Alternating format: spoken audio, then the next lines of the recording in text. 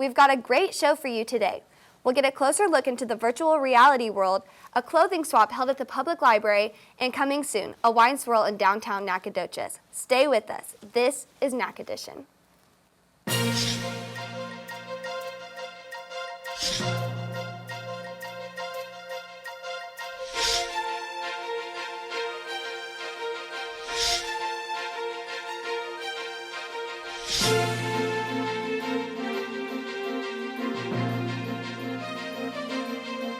New and groundbreaking technology has hit the Stephen F. Austin State University campus.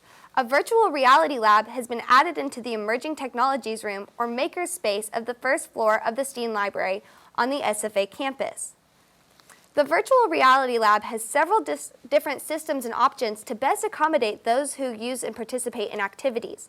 The lab features 2 standing-up rooms which are covered in foam and allow users to wear goggles and dive into the virtual reality experience. The 2 standing-up rooms use Vive, a virtual reality system that creates the virtual reality and then projects it into a room scale. The lab also has several seated experiences as well. The seated experiences use the Oculus system and are better used for virtual reality video games. While the virtual reality lab has several gaming experiences, it also holds several learning options as well. Emerging Technology staff member Edward Iglesias is excited to see the technology arrive at SFA and hopes that it will eventually help assist student and faculty in bettering their educational experience. According to Iglesias, SFA is one of 2 universities in Texas to utilize the virtual reality experience on campus. Several classrooms have already tested the virtual reality labs, and according to Iglesias, it's been a big hit. A really neat thing to see. There aren't many things we do in libraries that get an oh wow reaction, but when the whale tail comes at you, that's an oh wow. You know, it's really neat, and so it's really great to be working with cutting edge technology and bringing it to students, and it's also great to be doing something first. You know, it's something that not everybody is doing, and we can brag a little bit about that. In addition to the virtual reality lab, the Emerging Technology Room also features 2 3D printers and an image scanner, which will both be eventually open for student and faculty use. Although the date has not been specified as to when the virtual reality lab will be open to the public, staff members are hoping to see it open sometime soon this semester. Once open, students and faculty are encouraged to check out the new technology and have some fun with it. Once open, students and faculty will also be available to walk in Monday through Friday, 8 to 5, to have their own virtual reality experience. No appointments or reservations will be necessary. The 3D printers will also be available for use within the next upcoming year. For more information on the Emerging Technologies Room, contact the Steen Library at 936-468-4636. The Nacogdoches Public Library holds many events. One recent event, the clothing swap. Here's Lena Martinek with more about it.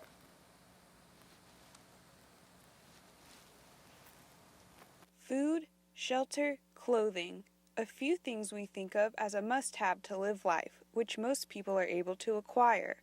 Unfortunately, some don't always have access to the necessities of life. The Nacogdoches Public Library has chosen to take the reins on helping those less fortunate in the community by holding a clothing swap. Clothing swaps have evolved from friends trading clothes at a small get-together to a community-wide event to help those in need. I'm here at the Judy B. McDonald Public Library in Nacogdoches, where they're hosting a clothing swap, where participants, you guessed it, are swapping clothes. Families and friends from all around the Nacogdoches area came to bring and trade clothes. I spoke with the main director of the event to get her take on what clothing swaps are really about. Clothing swaps are just a really fun way for families and people to get together and share their bounty of things that they don't need anymore. People took to swapping right away, which seemed quite easy with the piles upon piles of clothes. Clothing wasn't the only thing being swapped. Items ranged from books to shoes, and there were even refreshments for those who were all swapped out. After seeing what all the swap had to offer, I spoke with the library's assistant director to hear her thoughts on the outcome of the event. Well, I've been really surprised by the outpouring of support and people that have, really gotten on this bandwagon, and they're excited to be here. Clothing swaps, along with smiles, are spreading to more and more communities, and Nacogdoches had the chance to be one of them. For information on upcoming events at the Nacogdoches Public Library, you can email askalibrarian@npl.sfasu.edu or visit their webpage www.ci.nacogdoches.texas.us/library. For NacEdition, I'm Lena Martinek. The City of Nacogdoches is excited to announce that tickets for the 5th annual Wine Swirl are currently on sale. Attendees will get to sip on wine samples from at least 15 Texas wineries and enjoy food from several local and regional food trucks. The Wine Swirl event will take place on Saturday, February 11th in historic downtown Nacogdoches, starting at 6 p.m. and lasting till 10 p.m. Proceeds from this event will be used to enhance downtown Nacogdoches. Pick up your Wine Swirl packets, which include your event map, glass, and wine tickets the evening of the event at 202 East Pillar Street inside the council chambers between 5 and 7 p.m. You may also pick up your packet early February 10th from 4 to 6 p.m. Tickets and t-shirts are being offered for purchase on the website brownpapertickets.com or simply type in Wine Swirl in the search bar. After the break, an update on NISD's search for a new superintendent, a closer look at Casa Casino Night and what's popular in the movie and film world. Then, information on outdoor pursuits at SFA, the Minecraft Mania event, and Suzical. So stick with us. We'll be right back.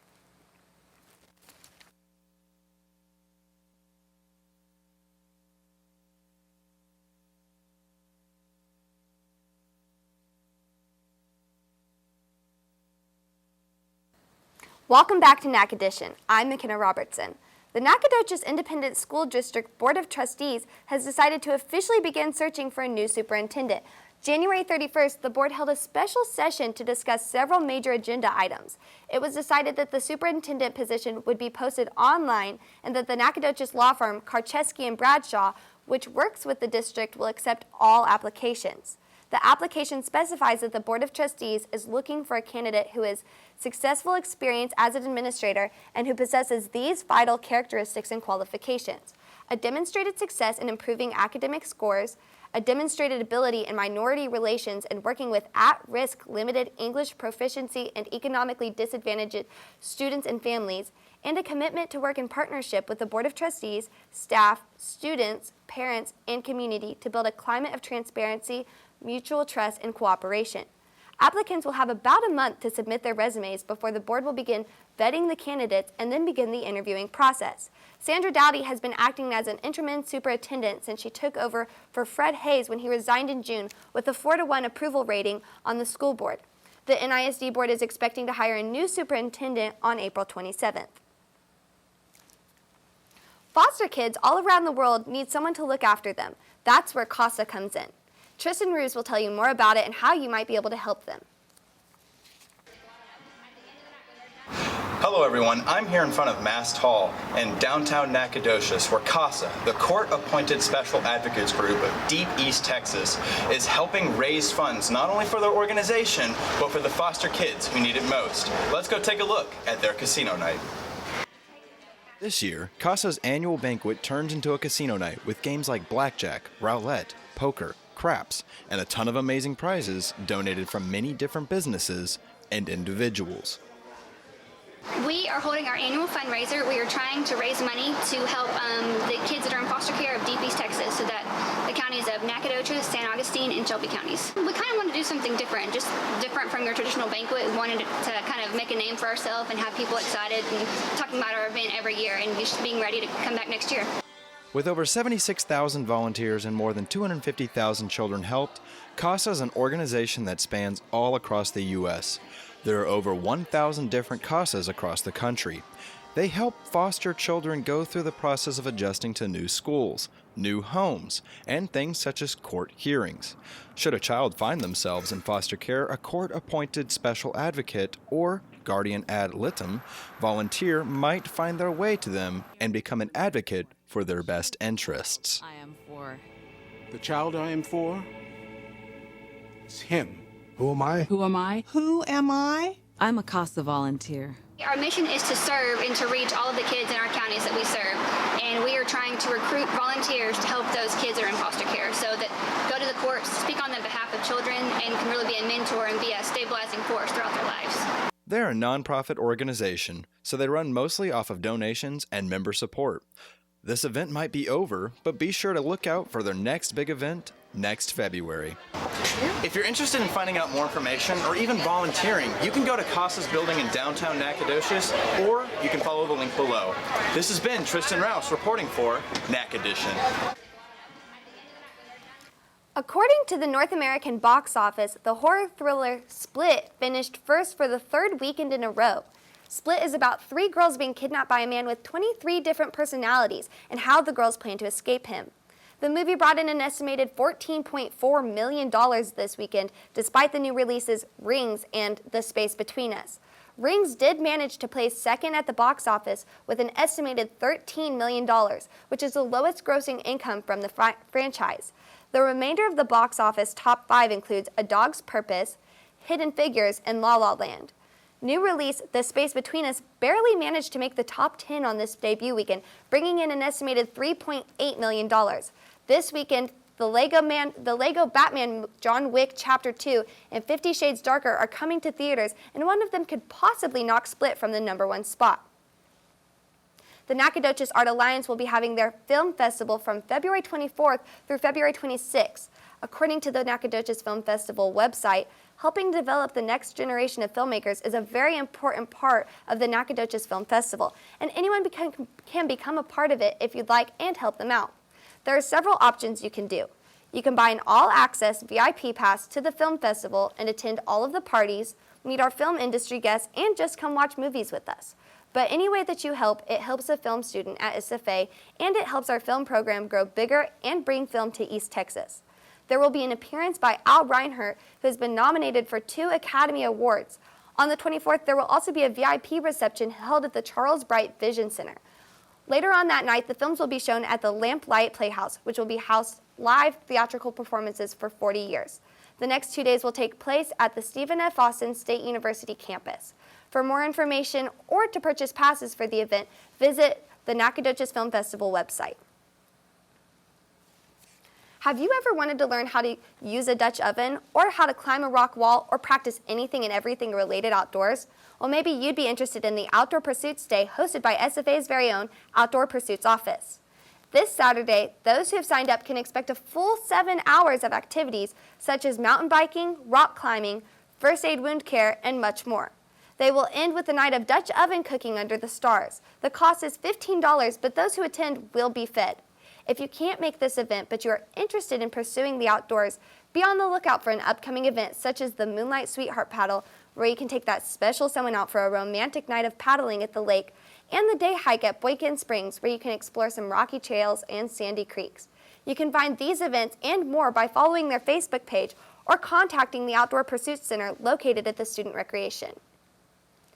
The Nacogdoches Public Library held a Minecraft Mania event. Here's Lashreen Howard to tell you more.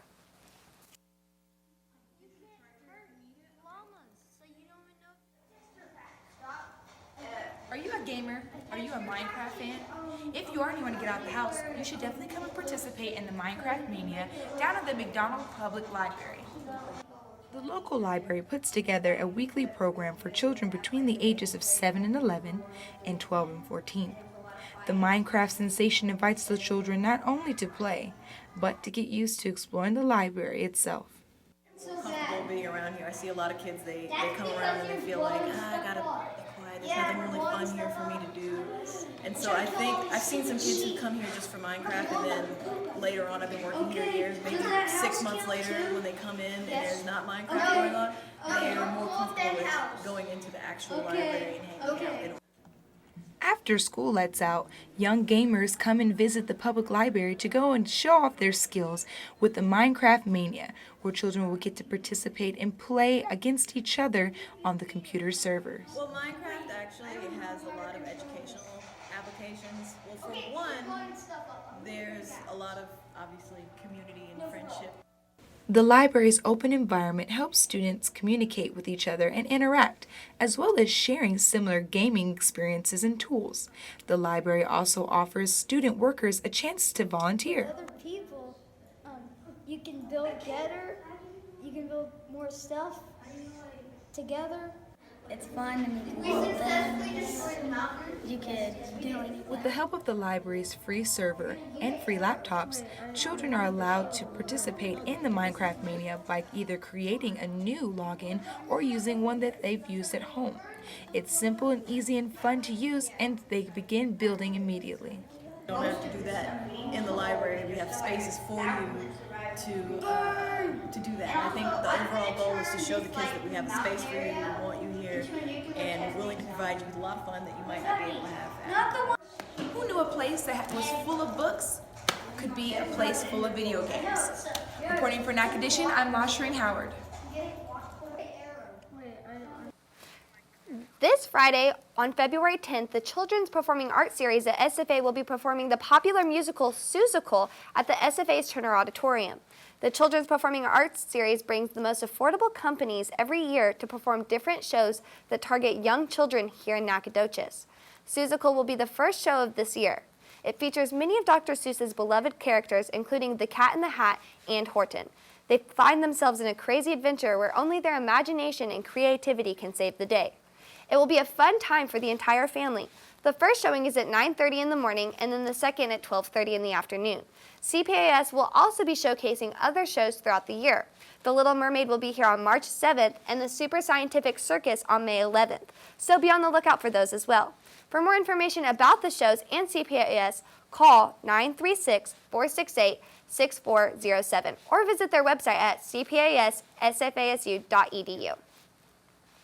After the break, we'll hear from NacEdition's weather enthusiast Darianne Schultz about what Mother Nature has in store for us. We'll also explore what you can do around Nacogdoches, including a look into the exhibit at the Cole Art Center.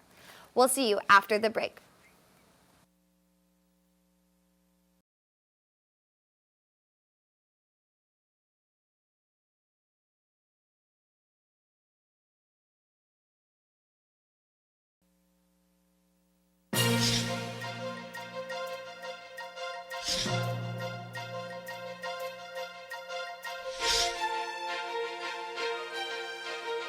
NacEdition viewers, let's talk about the weather that's happening with us today. So on the East Coast, we're having a very strong winter storm system that's happening. So it's about around 50 degrees in Boston.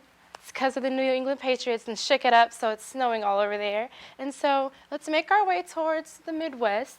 It's about 23 degrees in Des Moines, and it's 3 degrees in Fargo. And if we take a look, you can see of the warm fronts coming in at the top, and you can also see the little cold fronts, which is also helping push the winter storm that's happening in the New England section. So let's go towards the West Coast for a little bit.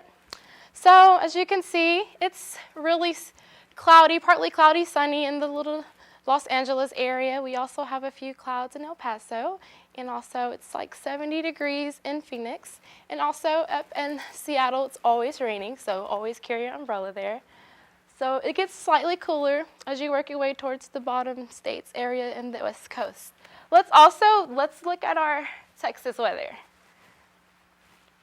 As you can see in the DFW area, it's cloudy and it's about 62 degrees. And it's also cloudy down in Corpus Christi, but it's very sunny in this general area of the central Texas. Up in the Panhandle, you'll see a lot of sun in Lubbock. And also to make our way towards the West Texas area in El Paso, it's partly cloudy. You can also expect some sun in Fort Stockholm. Let's look at our local weather. As you can see, it's both 81 degrees in Woodville and Jasper. In Lufkin, it's 82 with partly clouds, 79 in San Augustine, and also 79 degrees in Nacogdoches. As we work our way over here, it's 80 degrees in Crockett. It's also 78 degrees in Palestine, and in Jacksonville, it's 76. Let's look at our 5-day weather forecast.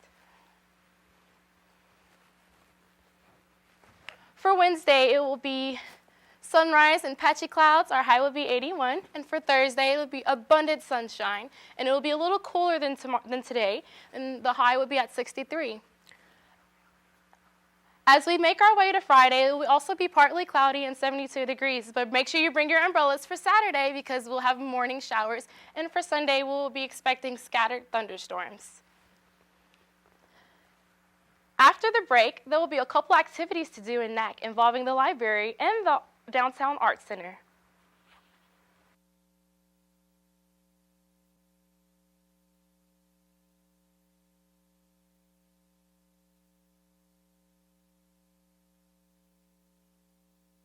The piano, a classical device used to perform various arts and symphonies. Utilized for its masterpieces, the piano sparks innovation, creativity, and progression. Now take the same feeling you get while playing the piano, but replace the keys with fruit. We went out to interview Crystal Hicks, the assistant director of the STEAM program for kids at the McDonald's Public Library in Nacogdoches. Here's what she had to say about the program and how it has affected the lives of the Nacogdoches youth and community. So, what is your specific involvement with this event? I am the assistant director of the library, and so one of my jobs is to help develop programming for the community. So in conjunction with the program coordinator, we created this weekly event for kids called STEAM for Kids. Where did you get the influence to establish this event? Well, we've been wanting to do something STEAM related for a while, and so we've been building it up for about a year now. And STEAM stands for Science, Technology, Engineering, Art, and Math. And so really that encompasses a lot of different things. So we can do lots of stuff that will help students develop their technological skills outside of school, but with that art in there, it helps us develop their creative side too. So that was really the idea. What stands out the most about this STEAM project that you're doing? The fruit piano is actually something that we have taken, well, the Makey is the device that makes the fruit piano. And we have taken it to lots of different places where we're going to interact with kids. So when we go to schools or other libraries or festivals, things like that. And we have found that it's a really great starter kind of tool. And, it's kids, you can immediately figure it out and play with it. And it's a really good first step into doing something that maybe will be more complicated down the line. So they can start to do that and start to think about how to program, coding, that kinds of thing. So it really is a really good initial tool to get them started. Have you ever done anything abstract like this in the past? Sure, we do stuff like this all the time, so that's the best part of our job, I think. The STEAM for Kids program is every Thursday, so we're doing it once a week, and we have to come up with something new and exciting each time. And this is just one of the programs that we do for kids and adults. So yeah, we're always trying to think of something new that's going to be interesting for people. What's the impact on the staff when the children come to participate? Well, we've sort of amassed a pretty good group of kids that come almost every week, and so some of them do come every week. And we get that really great interaction with the kids, and they are excited to be here, but they're also learning. And so as a librarian, in many ways we're educators largely, and so there's that's one of the best things that you can do in a day is reach a kid, make them excited about something, and then teach them something that they can carry on and do something else with. How many children participate in your events on a weekly basis? It varies. This week we're going to have about 20 kids, and we do ask for them to sign up. Sometimes it's fewer if we know we're going to have a limited number of pieces of equipment, like we have a limited number of laptops. So when we have them come in and do coding practice, we can only have a certain number. But sometimes we don't top it out, so we get pretty good crowds in here sometimes. So focusing on the fruit piano aspect, do you teach the scientific components about it?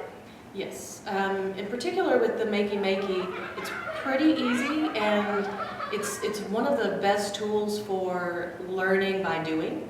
And so they figure it out pretty quickly why it works and why it doesn't. Part of it is that you have to close a circuit, and so you have to hold on to a wire with one hand in order to play with another, or at least have that wire attached to you. And so the kids will start to figure out, oh, well, I don't have to hold it, I can tape it to myself. or someone else, there's all different kinds of things that they can do. And so it's a really good way for them to be creative while also learning about how the circuits work.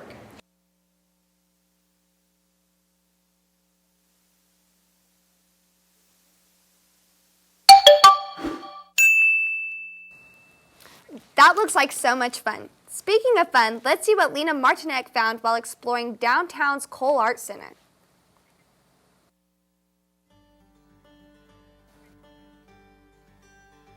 You may have heard people refer to this town as Nac Nowhere, but there's places to eat, shop, enjoy music and art that'll prove Nac is anything but nowhere.